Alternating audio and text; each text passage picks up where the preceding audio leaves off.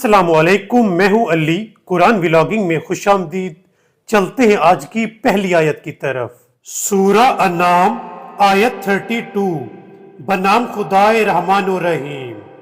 اور دنیا کی زندگی ایک کھیل اور تماشے کے سوا کچھ نہیں، اور اہل تقوی کے لیے دار آخرت ہی بہترین ہے۔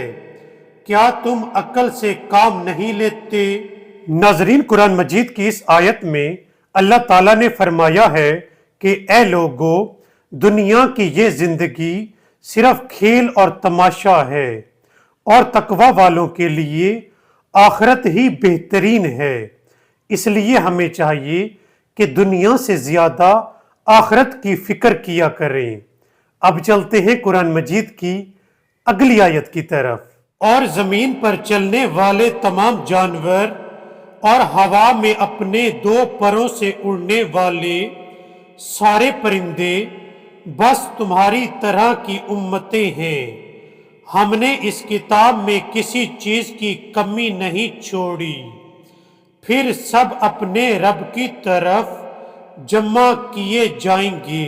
ناظرین، قرآن مجید کی اس آیت میں اللہ تعالیٰ نے فرمایا ہے کہ اے لوگو، زمین پر چلنے والے تمام جانور اور آسمان پر اپنے دو پروں کے ساتھ اڑنے والے پرندے تمہاری طرح کی امتیں ہیں، یعنی ان کی نسل بڑھانے کا اور رزق حاصل کرنے کا طریقہ ایک ہی طرح کا ہے، اور ایک روز ہم تم سب امتوں کو اپنے سامنے جمع کریں گے۔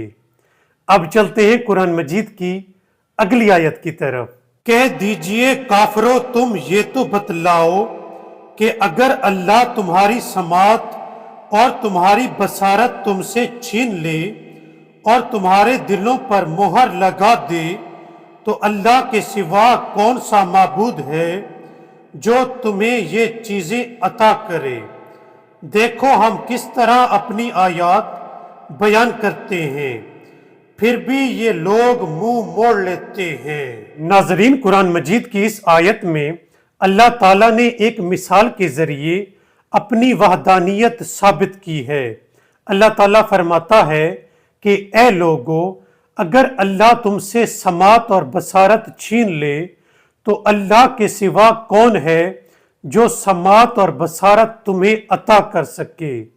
بے شک اللہ کے سوا ایسا کرنے والا کوئی نہیں، اس لیے وہ وحدہ لا شریک ہے۔ ناظرین، آج کی ویلاگ میں بس اتنا ہی۔ آپ سے ملتے ہیں اگلی ویڈیو میں، تب تک کے لیے اللہ حافظ۔